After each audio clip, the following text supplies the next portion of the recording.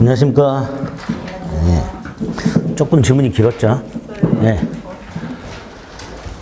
이런 형태의 문제도 좀 확인을 해서 시간 안배를 어떻게 할 것인가 좀 훈련하는 차원에서 질문이 긴 것들만, 물론 질문을 줄일 수는 있는데 일부러 그냥 그대로 뒀습니다. 이런 식으로도 출제가 돼요. 그러니까 이런 식의 질문들이 나오면 어떻게 빨리 읽을까, 그 훈련이 필요합니다. 그래서 아마 시간을 50분을 들였어도 다 못 푸셨을 거예요. 다 읽기에는 조금 벅찹니다. 실전가도 그래요, 여러분들이. 두 번째, 그럼 짧으면 빨리 익히냐? 그렇지도 않아요. 뭐 짧게 하면 이거 뭐 3줄짜리 2줄로 줄이고 뭐 4줄짜리 3줄로 줄이면 되는데, 그걸 줄이게 되면 내용이 더 압축이 되기 때문에 읽었을 때 빨리 이해가 안 돼요. 그러니까 3줄로 되어 있는 걸 2줄 줄였어요. 3줄짜리는 한 번 읽으면 되지만 2줄짜리는 2번 읽어야 되고 이렇게 돼요. 그러니까 시간이 더 걸리는 경우도 생겨요. 그래서 어떻게 하면 내가 시간을 줄일까, 이제 그거 이제 훈련한다 생각하시고 들어주시면 됩니다. 내용은 크게 어렵지 않은데 지문이 길어서 짜증이 좀 나죠. 실전 가도 이렇게 긴 지문의 문제가 한 20-30% 정도 이상 차지합니다. 그런 걸 만약에 짧은, 뭐 1번 같은 건 상관이 없는데 5번 같은 거 이런 것들 넘겨보면 또 빡빡하게 편집이 돼가지고요. 보통 이제 실전 가면 10페이지예요, 민법이. 좀 널널하게 편집을 해서, 그러니까 그 실전 난이도보다 조금 더 긴 지문들이다라고 생각하시면 됩니다. 시간에 다 못 푸셨어도 돼요. 상관없습니다. 어떻게 빨리 풀까? 이제 그거 훈련합니다.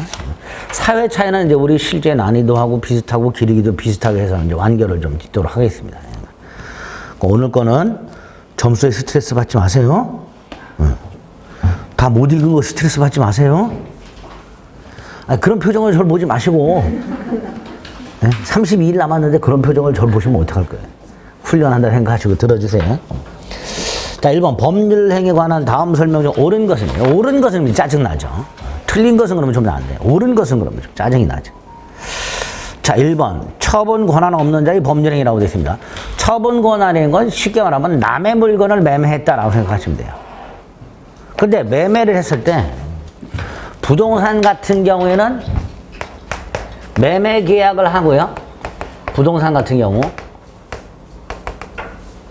등기를 이전해 주죠. 그죠? 이렇게 됐을 때 이 매매 계약 체결하는 것 자체를 채권행위라고 하고요. 등기를 이전해 주는 거, 등기를 넘겨줘야 소유권이 넘어가잖아요. 그죠? 이걸 처분행위라고 해요. 처분행위 중에서 이제 물권행위라고 합니다.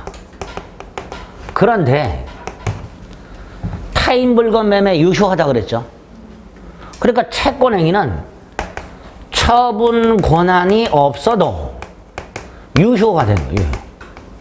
채권행위는 처분 권한이 없어도 유효가 됩니다. 반면에 등기를 넘겨주려면 남의 거를 등기를 뺏어갖고 넘겨줄 수는 없죠. 내가 등기를 넘겨줄 권한이 있어야 되는 거예요. 그러니까 처분행위는 처분 권한이 있어야 돼요. 따라 처분 권한이 없는 처분행위는 무효, 이렇게 됩니다. 그래서 1번 지문은 법률행위를 우리가 이제 1, 2회차에서는 단독행위 계약 구별하는 거나 또는 단독행위가 상대방 없는 있는 구별하는 거, 그거 했죠. 두 번째로 물어볼 수 있는 게 채권행위 처분행위 구별이에요. 자, 이때 채권행위 처분행위는 간단하게 계약을 체결하는 건 채권행위, 등기를 넘겨주는 건 처분행위, 이렇게 생각하시고, 채권행위는 처분 권한이 없어도 유효하다. 그러나 처분행위는 처분 권한이 있어야 한다. 이렇게 결론을 내려주시면 됩니다. 그 동그라미 1번이죠. 처분 권한 없는 자의 법률행위는 무효다. 원칙.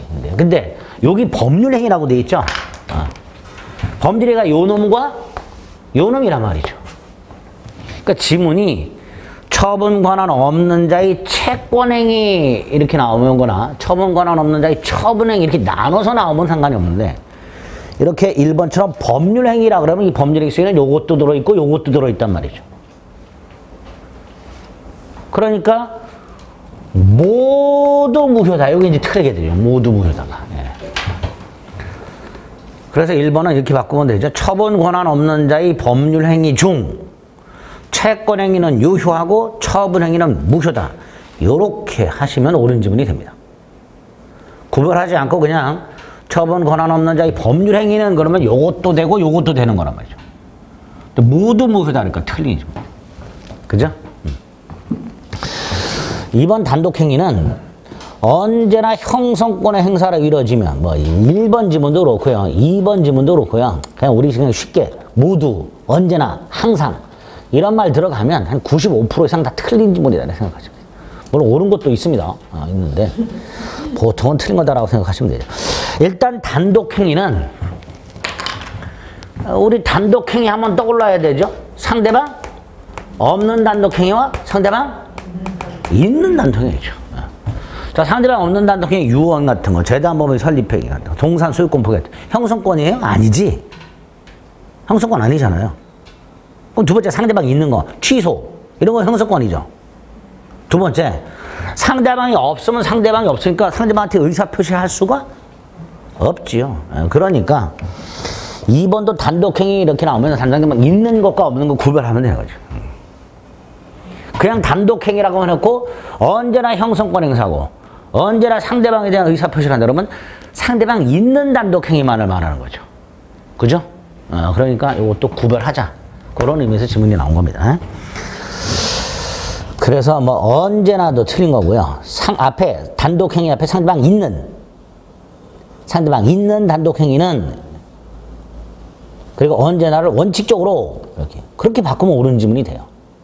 2번 지문은 상대방 있는 단독행위는 언제나를 원칙적으로 이렇게 바꾸면 옳은 지문이 됩니다. 2번의 단독행위도 구별하자. 답은 3번이죠. 부동산 이중매매했을 때 원칙적으로 강매매는 유효하고 먼저 등기한 자가 소유권을 취득한다. 그거 말하고 있습니다. 4번 상대방 없는 단독행위. 우리 유언 같은 거 있죠. 그죠? 유언은 법에서 정한 방식을 꼭 갖춰야 돼요. 법인 설립행위, 재단법인 설립행위 같은 경우도 정관을 작성하고 설립 등기를 해야 돼요. 그러니까 방식이 필요해요. 방식이 필요한 행위를 뭐라 그러죠? 요식행위. 상대방 없는 단독행위는 주로 요식행위다. 주로 요식행위. 5번 매매계약. 자, 법률행위를 분류할 때 출연행위와 비출연행위가 있죠.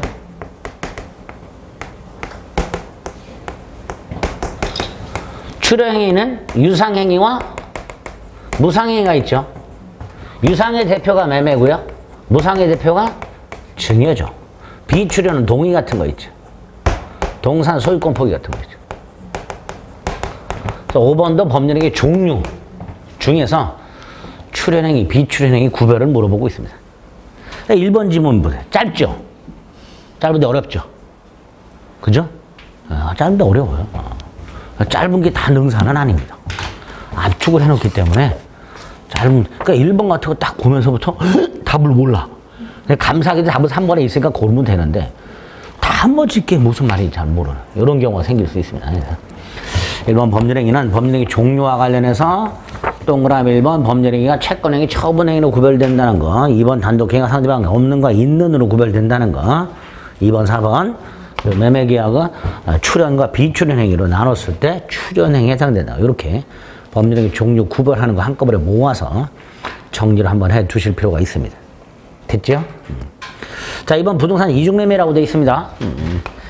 갑이 이렇게 부동산을 매각하고 다시 병에게 매각을 하고 좀 전에 지문에서 봤듯이 원칙적으로 강매매는 유효하고 따라서 먼저 등기한 자가 소유권을 취득하고 등기를 넘겨받지 못한 자는 매도인에 대해서 채무 불이행 책임 따위를 추구한다 그랬죠. 그게 원칙이라고 그랬습니다. 다만 제2매매가 반사회 질서 행위로 무효가 되는 경우가 있죠. 매도인의 배임 행위와 제2매수인의 적극가담 행위. 그럼 무효가 된다 그랬어요. 자, 제2매매가 반사회 질서 행위로 무효가 됐을 때 꼭 기억할 게 있다. 한 4가지 정도가 있죠. 첫째가 갑이나 을은 직접 병등기를 말소 청구할 수가 없고 을이 갑을 대위하여 말소 청구할 수 있다는 거. 병과 거래한 전득자는 선악불문하고 소유권을 취득할 수 없다라는 거. 을은 제2매매 계약을 채권자 취소권 행사해서 취소할 수 없다라는 거. 마지막으로 을은 병에게 직접 불법행위 손해배상을 청구할 수 있다라는 거. 이렇게 제2매매가 반사의 질서행위로 무효일 때 네 가지가 딱 기억이 나야 돼요. 다 까먹었죠? 네? 일주일 샥 쉬고 나니까 다 까먹었어요. 꼭 다시 한번 확인하셔야 됩니다. 자, 1번 부동산 매수인은 예일 매수인은 채권자 취소권 행사할 수 없다.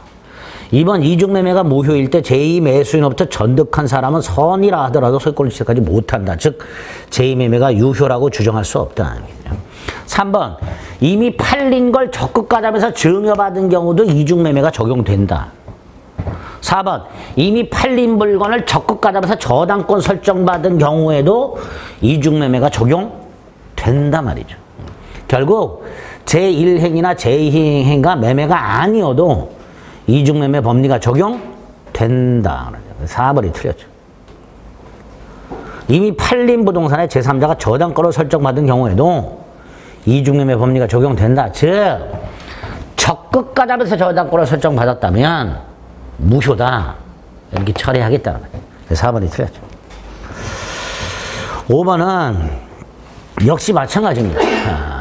이중매매가 확대되는 거죠. 갑소유 땅을 20년간 점에서 취득시가 완성이 됐고 을이 갑에게 이전득이를 청구했음에도 불구하고 갑이 팔아먹고 제3자가 적극가담했다면 이것도 무효가 된다. 결국 3번, 4번, 5번은 제1행위나 제2행위가 매매가 아니어도 이중매매가 적용된다. 그런 얘기죠. 5번 옳은 질문이죠. 지금 4번.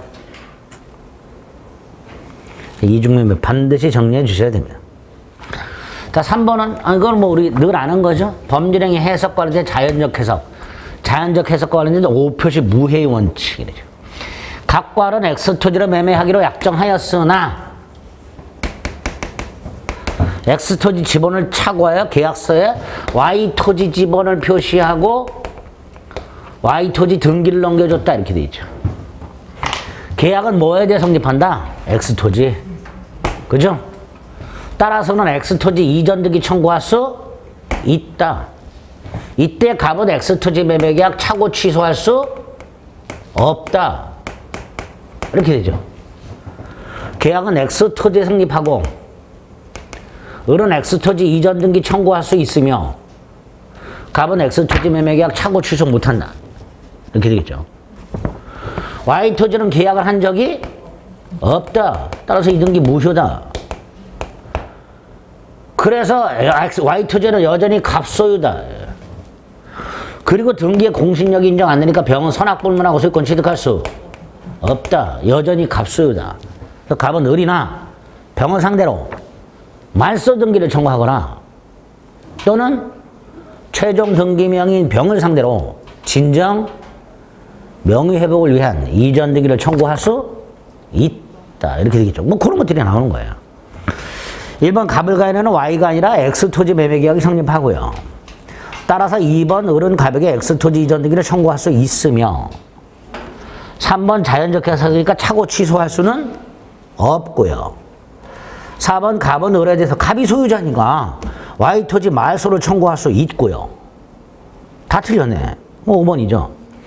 병이 을로부터 Y토지에 대해서 매수하여 등기를 넘겨받았다 하더라도 병이 선이라 하더라도 병은 소유권을 취득할 수가 없다. Y토지 등기는 무효고 등기엔 공신력 인정 안 된다. 그죠? 답이 5번. 반드시 그것도 정리해 주셔야 됩니다. 조심하셔야 돼. 또 뭐 X토지, Y토지 뒤집어서 나온 경우도 최근 문제 중에 이렇게 바꿔서 나온 게 있어요. 깜빡하면 안 돼요. 네?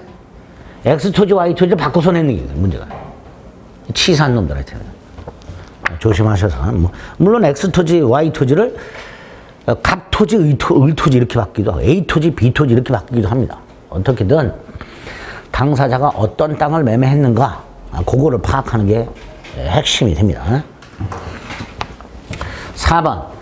최근에 요거 이제 또 자주 출제가 됩니다. 여기저기 자격증에서 108조 2항 선의의 제3자에 해당하지 해당하지 않는 놈.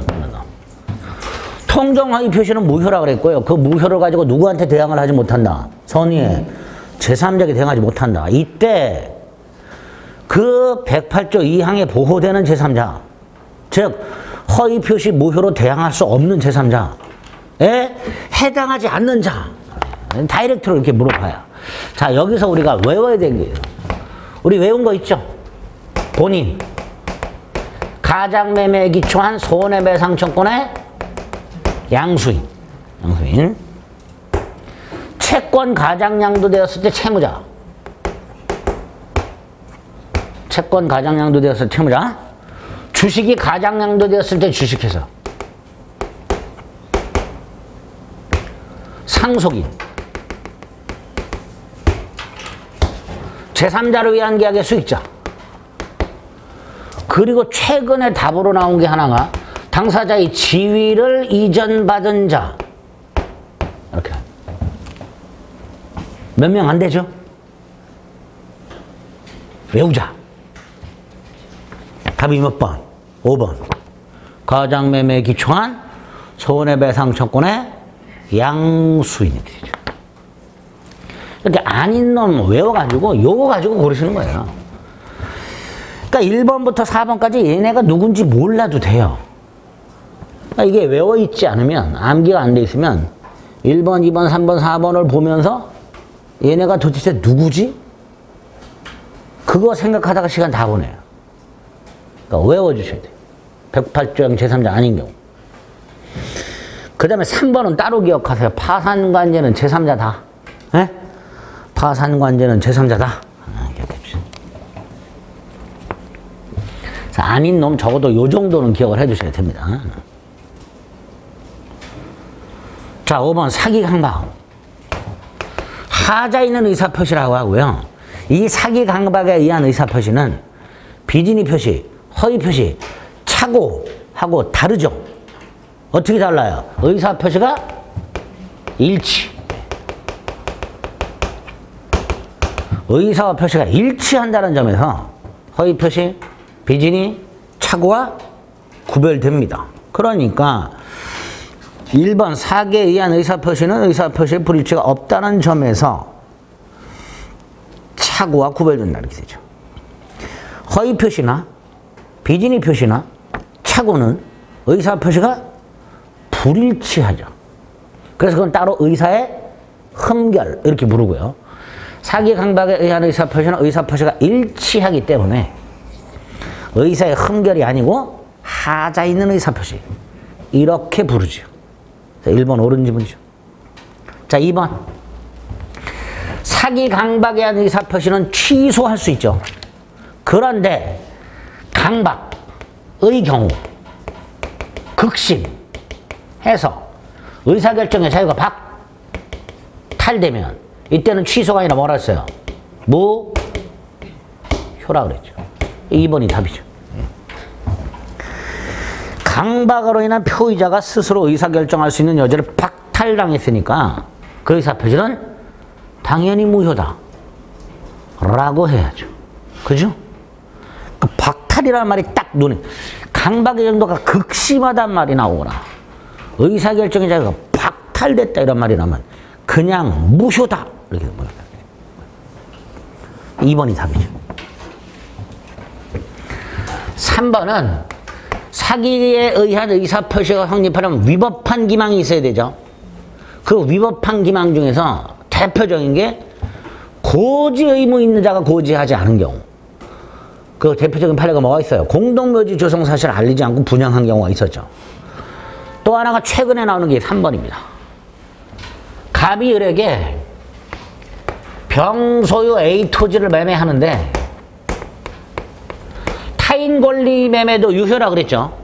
그런데 이 갑이란 놈이 속였어요. 을을 뭐라고? 자기 거라고. 그게 3번. 매도인이 기망에 의해서 사기에 의해서 타인 물건을 자기 거라고 속여서 팔아가지고 매수인이 갑소유인 줄 알고 사겠다고 했어요. 만약에 을의 입장에서는 갑소유가 아닌 줄 알았더라면 사지 않았을 것이라는 사정이 인정된단 말이에요. 이게 위법한 기망이 되는 거예요. 그래서 을은 뭐 할 수 있다? 사기 취소할 수 있다. 한번 옳은 지문이 됩니다. 최근에 위법한 기망과 관련해서 출제가 되는 지문입니다. 4번은 1번과 연결되는 거죠. 사기 강박에 의한 의사표시가 일치해야 된다 그랬어요.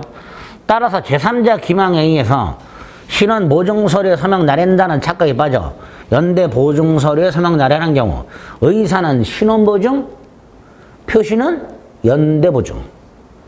그죠? 이걸 이렇게도 나오죠. 제3자 기망에 의한 표시상 착오 이렇게도 나오죠. 신원보정, 연대보정이라는 말을 쏙 빼버리고 제3자 기망에 의한 표시상 착오 이렇게도 나옵니다. 자, 이 경우에는 사기 취소할 수 있다 없다? 에? 없다 말이죠. 의사표시가 불일치하니까. 표시상 착오가 착오의 대표 유형이잖아요. 의사표시가 불일치하는 거 이거죠. 사기 취소한다고 무슨 취소만 가능하다? 착오 취소만 가능하다. 이렇게 되죠. 4번 이렇게 나오기도 하고 지금 써드린 거 제3자 기망에 의한 표시상의 착오라고 나오기도 합니다. 네? 최근에는 이렇게도 잘 나와요. 신원보정, 연대보정을 하도 울고 먹었기 때문에 수험생들이 다 알아. 최근에는 이렇게 신원보정, 연대보정을 빼고 이렇게 나오기도 한다는 거. 자, 5번. 좀 전에 제가 고지 의무 있는 자가 고지하지 않고 뭐 계약을 했다 그러면 위법한 기망이라 그랬죠. 공동묘지 조성 사실 알리지 않은 거. 그게 몇 번 나왔고요. 최근에 출제가 된 게 5번입니다. 임차인이 임차권을 팔아. 그런데 임차권을 양도할 때는 임대인 동의가 필요하죠. 그래서 우리 대법원은 임차권을 양도하는 자가 임차권을 파는 자가 임대인 동의 여부를 확인해서 알려줄 의무가 있다 이렇게 돼요. 그게 고지 의무죠. 그러니까 만약에 을이 임차권을 양도하면서 임대인 동의 여부를 확인해서 알려주지 않았다. 그럼 뭐가 된다? 위법한 기망이 된다. 그래서 사기 취소할 수 있다. 5번이죠. 그래서 공동묘지 조성 사실을 알리지 않은 분양계약하고 임대인 동의 여부를 확인해서 알려주지 않은 임차권 양도 두 개, 고지 의무 있는 자가 고지하지 않은 위법한 기망 이렇게 기억을 해두셔야 됩니다. 답은 2번.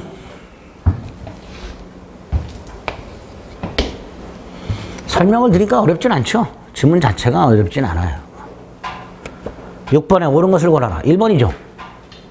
대리인은 행위능력자에 불과하지 않는다. 그죠? 근데 의사능력은 있어야 된다 그랬죠. 그게 1번이죠. 답이 1번이죠.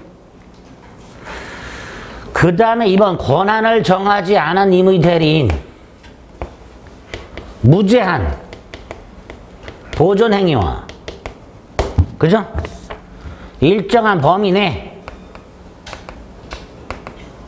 본인의 물건이나 권리의 성질을 변경시키지 않는 범위 내의 이용, 계량행위 할 수 있죠. 그죠? 그 다음에 이걸 싸잡아서 관리행위라고 한다고 그랬어요. 근데 이번에 뭐라고 돼 있어요? 권한을 정하지 않은 대리인 관리행위를 아무런 제한 없이 할 수 있어요. 틀렸죠? 관리행위 중에서 뭐만? 보존행위만 아무런 제한 없이 할 수 있다. 그냥 관리행위라고 하게 되면 이용 계량도 포함이 된단 말이죠. 이런 지문들이 최근에 잘 나온다. 명확하게 기억하자. 관리행위 중에서 보존행위만 무제한할 수 있다. 3번 계약 체결 대리권이라고 되어 있어요. 계약 체결 대리권 속에는 체결된 계약을 해지할 권한이 있다 없다? 없다 그랬죠. 자, 거기서 계약관계 해소라고 돼 있죠. 각과 을 사이에 계약이 됐어. 근데 이 계약이 해소, 즉 해제가 됐어요. 그런데 갑이 직접 계약을 한 게, 만약에 계약 해지되면 서로 돌려받고 돌려주면 되죠. 그죠? 부당이득 반환 원상회복. 뭐. 그런데 갑이 직접 계약을 한 게 아니라 을을 통해서 대리인을 통해서 계약을 했어요. 이때 이 계약을 을은 해제할 수 있다 없다? 없지요. 해제 해소 못하죠. 그러니까 을이 반환되는 걸 수령할 수도 없다가 되죠. 상대방이 해제하거나 뭔가를 반환할 때 을은 이걸 수령할 수 있다 없다? 없단 말이죠. 대리인에게, 계약 체결 대리인에게 계약을 해지할 권한이 없으니까 계약이 해제되었을 때 상대방이 돌려주는 거, 그 수령할 권한도 없다 이렇게 되겠죠. 그게 3번이죠. 계약 체결 대리권을 수여했다 해서 계약관계 해소로 반환되는 계약금, 수령 대리권까지 수여했다고 볼 수는 없다 이렇게 되겠죠. 4번은 116조 1항에 의하면 대리행위 하자가 있을 때, 뭐 비진이, 허위 표시, 착오, 사기, 양박, 선의, 과실 이런 거 원칙 누굴 기준으로? 대리인 표준으로. 대리인 표준으로. 4번이죠. 본인이 아니라 대리인 표준 얘기. 5번은 복대리와 관련해서 이것도 나눠야 되죠. 임의 대리인의 복인권과 법정 대리인의 복인권으로 나눠야 되죠. 임의 대리인은 본인 승낙이나 부득이한 사유가 있을 때만 복대리인 선임할 수 있죠. 하지만 법정 대리인은 그 책임으로 복대리인 선임할 수 있도록 되어 있죠. 그러니까 5번은 대리인은 앞에 임의자가 들어가야 옳은 지문이 되죠. 그냥 대리인이라고 하면 안 되고 임의 대리인은 이라고 해야 되죠. 5번의 대리인 속에는 법정 대리인도 포함이 된단 말이죠. 근데 법정 대리인은 본인 승낙이 없어도 선임할 수 있으니까 결국 5번은 대리인은 앞에 임의자가 들어가야 옳은 지문이 됩니다. 답은 1번.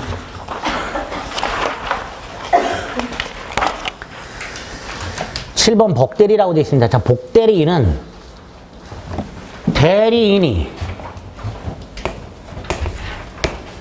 대리인 자신의 이름으로 선임한 누구의 대리인? 본인의 대리인이고 언제나 임의 대리인이죠.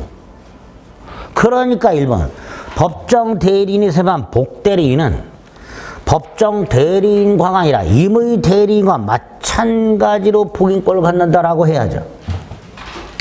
1번이 틀렸죠. 네?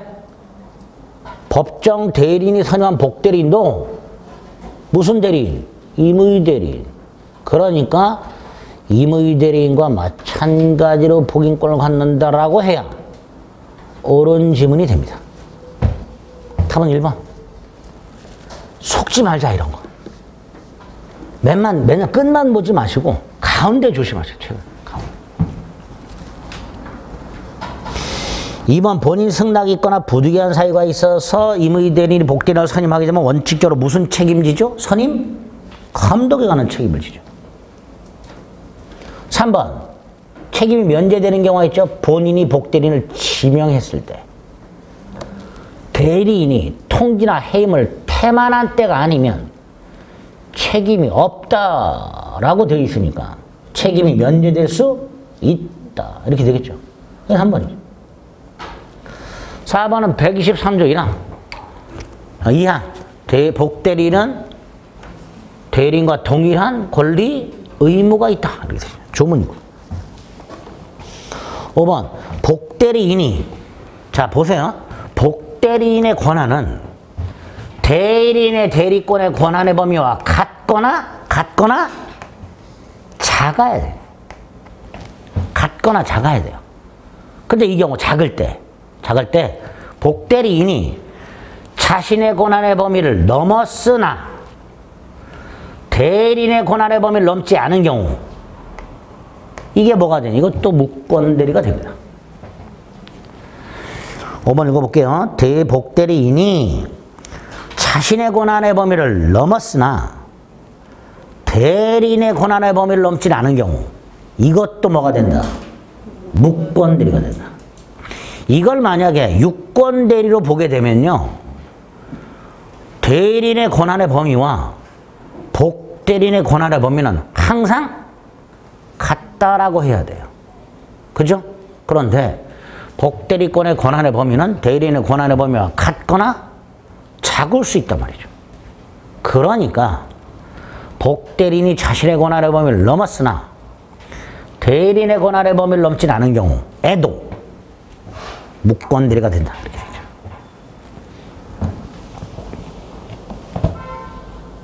틀린 거 1번. 자, 8번. 갑의 아들을 등기소를 위조한 다음 갑의 대리인 사칭하여 갑소유 부동산을 병에 매도했다. 무권대리죠. 협의의 무권대리고요. 갑에게는 유동적 무효가 되며 갑은 추인 거절할 수 있고 병은 최고 철회할 수 있죠. 또 을이 대리권을 증명하지 못하고 갑의 추인을 얻지 못하면 을은 병의 선택에 쫓아 계약을 이행하던가 손해를 배상할 책임을 지게 됩니다.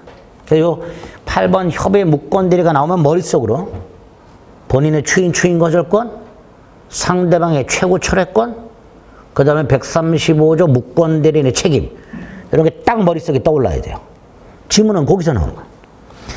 자, 1번 추인 거절과 관련하여 갑이 사망을 하고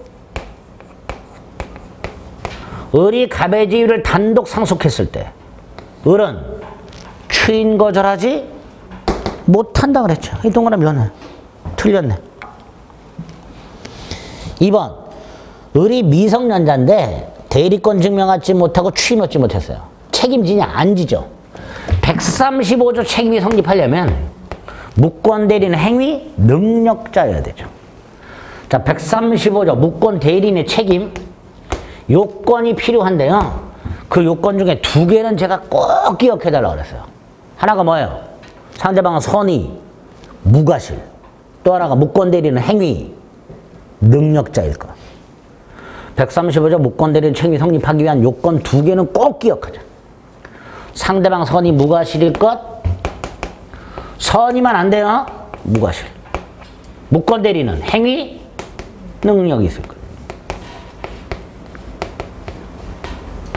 그러니까 을이 미성년자라면 책임진다 안 진다? 안 진단 말이야. 이거 틀려. 3번 병명의로 등기가 됐어요. 갑의 추인이 없어. 무효죠. 그죠? 무효해. 4번 갑이 을에게 추인했어. 자, 을에게 추인할 수 있다 없다? 있지. 갑의 추인은 무권대리인 을에게 할 수도 있고 상대방 병에게 할 수도 있고 병이 만약에 그 사이에 또 팔아먹었다? 그 승계인에게도 할 수 있죠. 단 을에게 했는데 병이 몰라. 추인 사실을. 그럼 병에게는 대항할 수가 없다. 즉 추인의 효력을 주장하지 못한다. 그래서 병은 뭐 할 수 있다? 철회할 수 있다 그랬죠. 그러니까 4번도 틀렸죠. 병이 아직 추인 사실을 옳은 질문이군요. 갑이 을에게 추인을 했는데 병이 아직 추인 사실을 모르고 있다면 갑은 병에게 추인 효과를 주장하지 못한다. 이게 옳은 질문이 되죠.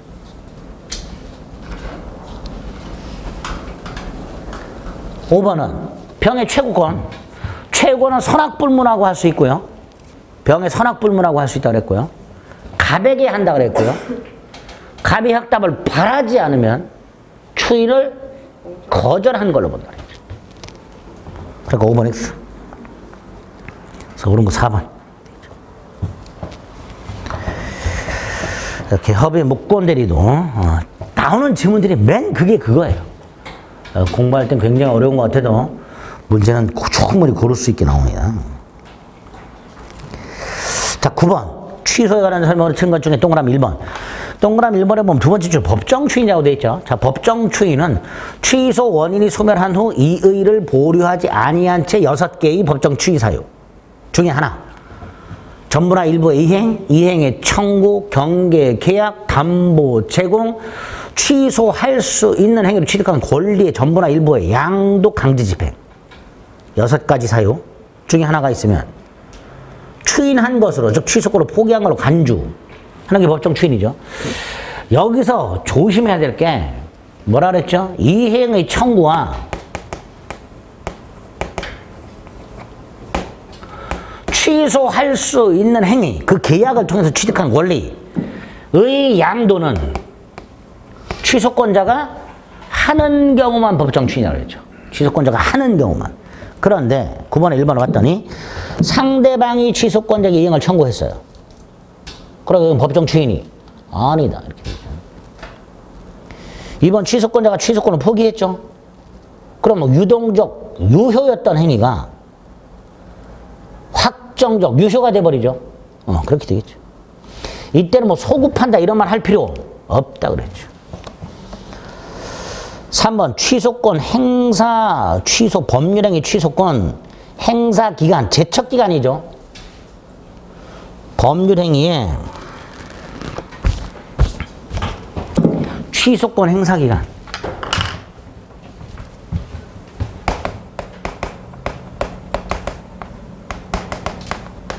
뭐가 있었죠? 146조? 취소권 행사 기간? 뭐라고 돼 있었어요? 146조에서? 법률행위 한 날로부터 10년, 추인할 수 있는 날로부터 3년 이렇게 되죠. 법률행위 한 날로부터 10년, 추인할 수 있는 날부터 3년 이렇게 되죠. 요거 제척기간이죠. 제척기간이란 말이 하면 두 가지. 중단, 정지가 있을 수 없다 그랬죠. 제척기간은. 제척기간은 중단, 정지가 있을 수 없다 그랬습니다. 또 하나. 기간 도과 여부는 법원이 직권조사. 이렇게 되죠.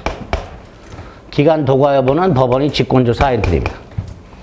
자, 그런데 4번을 봤더니 3번 법률행위 취소권 행사 기간에도 시효 중단에 관한 규정이 적용된다라고 돼 있죠. 틀린 거죠. 중단 정지가 없다면 제척 기간이 중단 정지가 없어요. 원칙 중단 정지가 적용 안 됩니다. 물론 이제 조금 예외적인 판례가 있다라는 판례가 있어요. 그것 때문에 출제를 한 것 같은데 지금 4번도 3번도 이렇게 나오면 틀린 걸로 체크하실 수 있어요. 우리 시험에서 이렇게 나오진 않습니다. 기출됐던 지문 중에서 그냥 넣어놨는데 넣어놓은 이유는 요것 때문에 한 겁니다. 원칙적으로 중단 정지가 적용되지 않는다. 제척 기간이기 때문에 시효 중단 정지가 적용되지 않습니다. 그래서 요대로만 만약에 우리 시험에서 또 나온다. 또 나올 리는 없지만 요대로만 나오면 이것도 이의제기 가능한 질문. 왜 넣어놨냐? 논란이 있는 걸. 요것 때문에 넣는 거예요. 원칙적으로 중단 정지가 적용되지 않는다는 거 하고 또 하나가 기간도가 너는 법원의 직권조사. 이 두 가지 기억하시라고 넣는 거예요. 답은 4번. 제한능력자는 제한능력을 이유로 취소할 수 있는 자신의 법률이. 이거 4번 보면요. 취소권자가 누가 있죠? 제한능력자, 차고, 사기, 강박에 한 의사표시할 자. 이거죠. 얘네들은 뭐 할 수 있다? 취소할 수 있죠. 그 중에 제한능력자하고 제착 사강, 대리인도 할 수 있고 승계인도 할 수 있고 두 가지는 꼭 기억하시자 그랬죠. 하나는 요 대리는 무슨 대리인만을 말한다? 법정 대리. 그죠? 임의 대리는 별도 수권이 있어야 된다. 그거 기억해요. 또 하나가 요놈 단독 취소할 수 있다. 이렇게 되죠. 단독 취소할 수 있다. 4번이 옳은 지문이네. 제한능력자는 제한능력을 이유로 취소할 수 있는 자신의 법률행위를 법정 대리인 동의 없이 단독으로 취소할 수 있다. 옳은 질문. 답은 그럼 3번 고르면 되겠네. 중단정지 없다.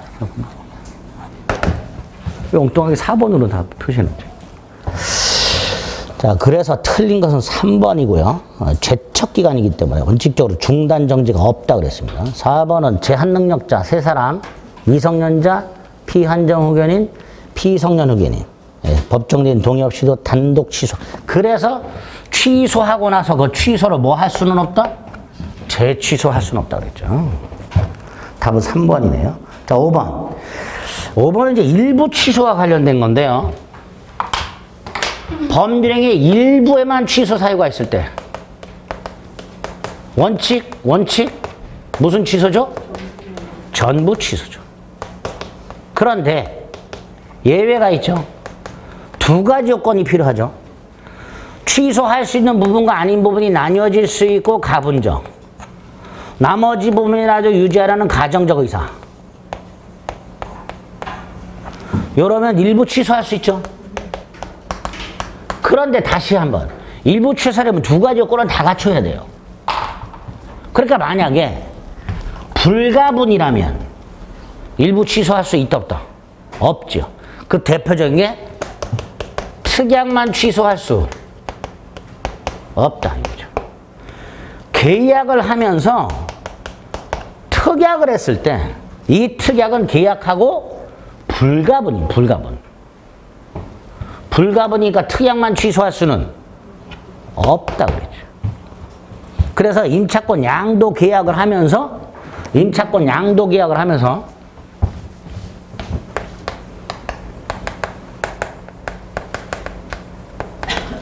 권리금 특약을 한 경우 권리금 특약에 기망이 있다 해서 권리금 특약만 취소할 수 없다 그랬죠. 일부 취소하려면 2가지 요건이 필요하고 따라서 불가분인 경우에는 일부 취소 안 되니까 결론 특약만 취소할 수는 없다. 5번 옳은 지문이죠. 두 번째 주문은 특약만 취소할 수는 없다. 답은 3번. 10번 조건에 관한 설명으로 틀린 것은 이라고 되어 있습니다. 자, 1번 정지조건부 권리로 취득되는 법률행위라고 되어 있죠. 자, 정조건부로 취득되는 권리가 무슨 뜻일까요? 우리 맨날 예를 들었던 거 있잖아요. 갑이 을에게 32회 시험에 합격하면 상가 건물을 증여하겠다. 시험에 합격하면 권리를 취득하죠. 그러니까 정조건부 권리. 자, 여기서 그 조건 성취 사실. 이 상황에서 이러겠죠. 을이 갑을 상대로 시험에 붙었으니까 상가 건물 내놔 이렇게 되겠죠. 을이 그렇게 주장할 거 아니에요, 갑한테. 내가 시험에 붙었으니까 상가 건물 내놔라고 주장을 할 거예요. 그러니까 증명해야지. 그게 1번이죠. 조건 성취 사실은 권리 취득을 주장하는 자.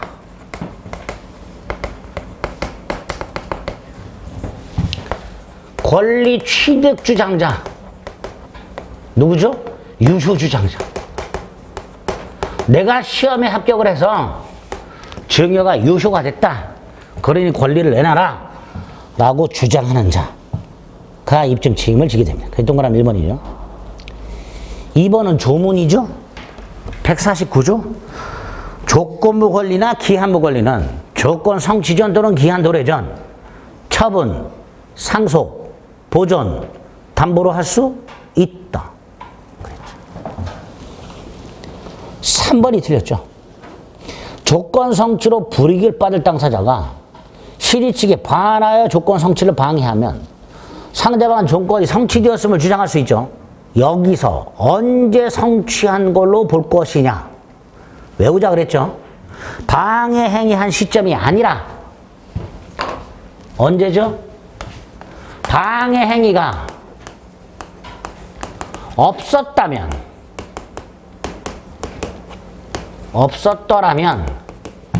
조건이 성취되었으리라. 추산되는 때 요렇게 암기를 해달라 그랬어요. 방해 행위 시점이 아니라 방해가 없었더라면 조건이 성취되었으라 추산되는 때. 3번이 틀렸고요. 4번 조건을 붙일 생각만 했고 표시 안 했어. 그럼 단순한 동기에 불과한 거라 그랬어. 5번은 기정적 기해모 불정모 불해줘.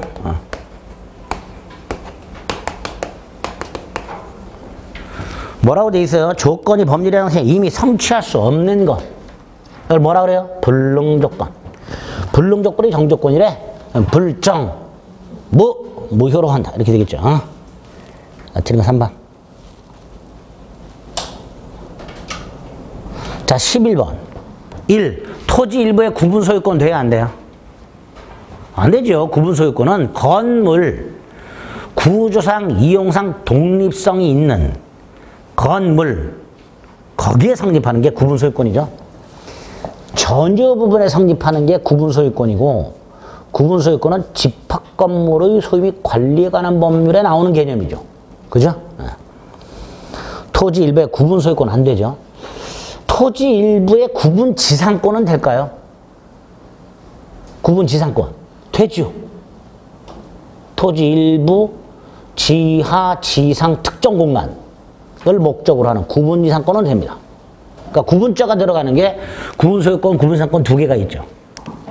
그 중에 토지 일부의 구분 소유권은 안 되고 구분 지상권은 되고 이렇게. 자, 2번이 답이죠. 292조 2항. 지역권은 유역지역 분리해서 양도할 수 없고 다른 권리의 목적으로 할 수 없다 절대로. 지역권의 부중성. 3번 권리 목적으로 하는 저당권 되지요. 지상권, 전세권을 목적으로 하는 저당권 된다 그랬습니다. 4번 등기된 수목의 집단을 뭐라 하죠? 임목. 임목에 대해서는 소유권도 되고 뭐도 되죠? 저당권도 되죠. 저당권의 객체가 될 수 있다. 반면에 명인방법을 갖춘 수목이나 수목의 집단에는 저당권 된다 안 된다? 안 되죠. 5번 나왔네요. 지상공간이 한 지하 일부만을 대상으로 하는 구분지상권 인정된다. 결국 11번은 이제 일몰일권주의와 관련된 지문들이 쭉 나와 있습니다. 자, 12번 가등기. 자, 가등기 관해서 1번은 뭐 잘 나오죠. 갑소유 땅에 가등기가 이렇게 되어 있는데 이 땅을 누구가 경매를 신청했어. 그럼 법원 입장에서는 이 을의 가등기가 우리가 물권 총론에서 보는 등기의 종류적에 나오는 청구권, 순위, 보전, 가등기인지 담보, 가등기인지 구별해야 된다 그랬죠. 왜? 담보 가등기는 저당권하고 똑같기 때문에 배당을 해줘야 돼, 배당을. 근데 어떻게 구별한다 그랬죠? 어떻게 구별해야 된다 그랬죠? 물어보라 그랬지. 최고. 그래서 법원은 가등기권자에게 적당한 기간을 정해서 최고 하여한다. 뭐라고? 담보가등기라면 채권액을 신고하라. 담보가등기가 아니면 그 내용을 신고하라. 그래서 얘가 대답을 하겠죠. 저는 담보가등기인데요. 받을 돈 1억 있는데요. 그 당사자 의사 해석을 통해서 을의 대답을 통해서 을이 뭐라고 말하는지를 통해서 청구순위 보존가등기인지 담보가등기인지를 구별해라. 그게 판례라 그랬습니다. 그게 1번이죠. 가등기가 담보가등기 여부는 거래실질과 특히 당사자 의사 해석에 따라 결정될 문제다. 옳은 질문이죠. 두 번째, 이 청구순위 보존가등기 할 수 있는 게 뭐가 있죠? 매수인의 이전 등기 청구권, 매매 이하 공여권,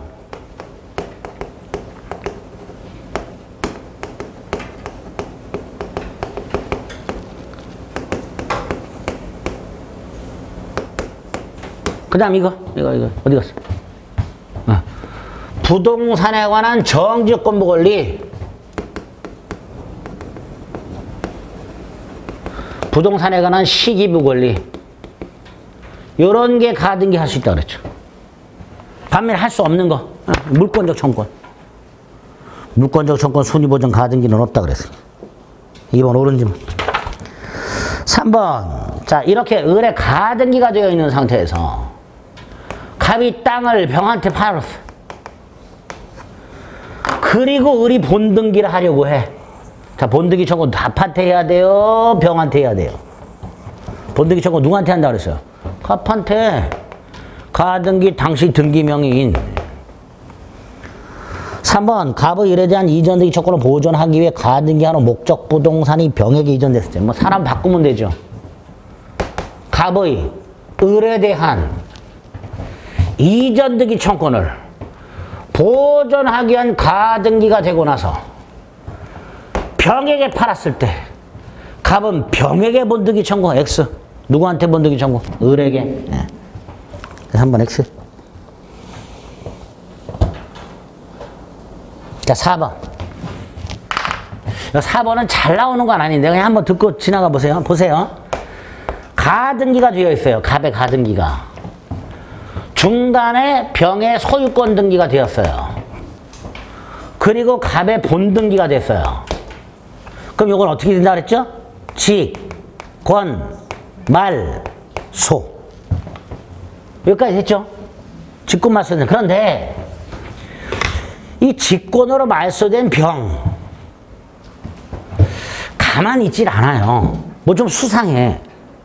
그래서 뒷조사를 해봤더니 을하고 병이 갑이 가장 매매가 있었어.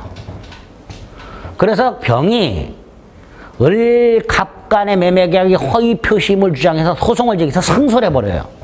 즉 요게 허위 표시로 무효임이 밝혀져요. 그래서 이게 말소가 돼버려요. 그럼 이 직권 말소했던 병등기는 어떻게 될까요? 회복해야죠. 어떻게 회복하느냐? 직권 회복.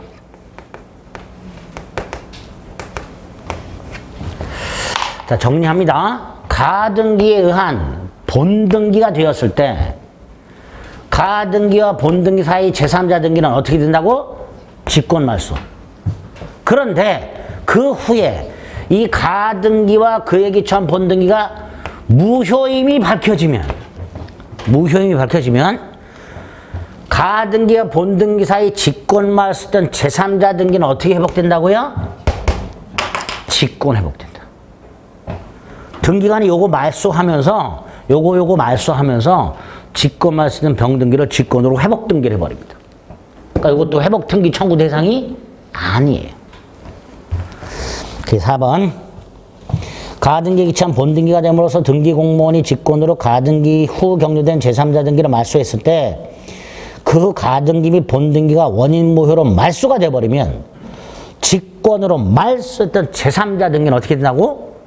직권으로 회복등기한다. 등기공무원이. 4번. 5번은 혼동에서 나오는 질문이죠. 가등기권자 을이 갑이 가등기에 기초한 본등기를 하지 않고 그냥 단순한 소유권 이전 등기를 해버렸어요. 이렇게.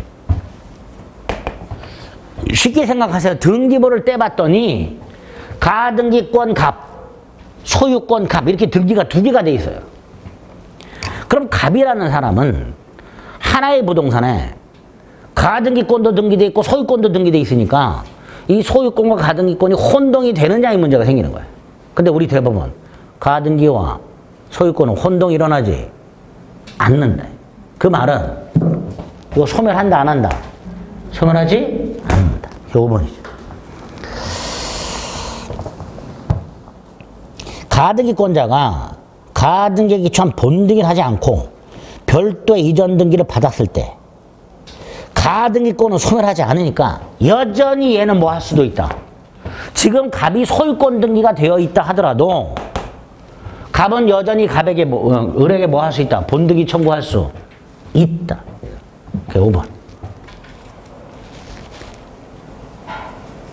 가등기권자가 가등기에 대한 본등기를 가등기에 기초한 본등기 하면 순위가 소급을 해요. 내가 그냥 이전 등기 해버렸어요. 이건 순위가 소급하지 않잖아요. 그러니까 얘는 여전히 본등기 청구해서 순위를 소급시킬 수도 있게 됩니다. 5번. 틀린 건 3번. 13번. 갑은 자신의 땅을 을에게 팔고 을은 대금을 모두 지급하고 토지를 인도받아 점유하고 있으나 아직 등기는 하지 않았다. 자, 등기는 아직 안 했으니까 소유권은 누구한테 있어요? 갑한테 있죠. 매매하고 점유는 했지만 등기는 아직 갑에게 있어. 등기 아직 이전 못 받았어. 그럼 소유권은 얘한테 있죠. 하지만 얘는 등기 의무자. 얘는 등기 권리자. 그러니까 갑은 을을 상대로 소유물 반환을 청구할 수가 없다. 에? 등기 의무자가 등기 권리자를 상대로 소유물 반환을 청구하는 것은 신의 측에 반한다. 1번 오른지번.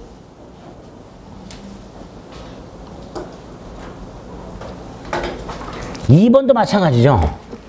을이 이 상태에서 미등기 전매했어요. 마찬가지입니다. 을이나 병은 소유권은 없지만 등기 권리자니까 갑은 병을 상대로도 소유물 반환을 청구할 수가 없다. 이렇게 되죠. 1번 갑은 을을 상대로 소유물 반환 청구를 못하고 2번 갑은 병을 상대로도 소유물 반환 청구를 못하고 이렇게 되죠. 2번 X. 자, 3번. 을이 점유하고 있죠. 그럼 을이 이전등기 청구는 소멸시효에 걸리지 않는다. 따라서 소멸시효를 주장하여 토지 반환을 청구할 수는 없다.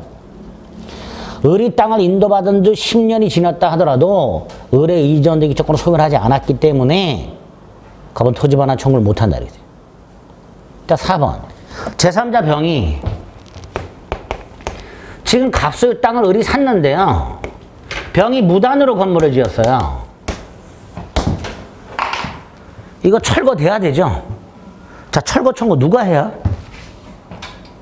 토지 소유자가 해야죠. 을은 아직 등기 안 했으니까 토지 소유자가 아니죠. 그러니까 을은 무단 건물을 지은 병을 상대로 토지 소유권에 기초한 철거 청구할 수 없단 말이죠. 갑을 대위 청구해야죠. 그죠?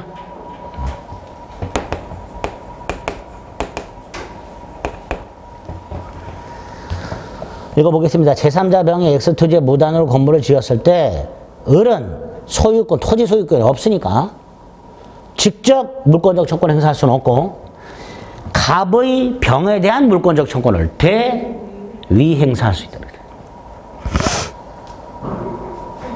자, 5번. 이거 우리만 많이 알고 있죠. 병이 건물을 정에게 임대. 무단으로 건물을 지은 병이 건물을 정에게 임대했을 때 갑은 정을 상대로 건물 철거나 토지 반환 청구 못하죠. 퇴거 청구는 할 수 있죠. 두 번째, 건물 철거 청구 및 토지 반환 청구는 누구한테 해야 돼요? 갑을 병을 상대로 건물 소유자 겸 토지 점유자인 병을 상대로 철거 청구 및 토지 반환을 청구할 수 있다. 만약에 병이 건물을 정에게 임대가 아니라 양도했을 때는 정을 상대로 뭐 할 수 있죠? 철거 청구할 수 있다. 물권적 청구 문제가 그런 사례 형태로 얼마든지 나올 수 있다. 됐죠? 물론 이제 15번에 물권적 청구 문제가 있고 또 나오기도 하지만 이 4번, 5번은 요 사례 형태로 이렇게 물권적 청구 문제가 단독으로 이렇게 나올 수도 있게 됩니다. 됐죠? 네, 답은 1번. 자, 14번은 조금 쉬었다 보겠습니다.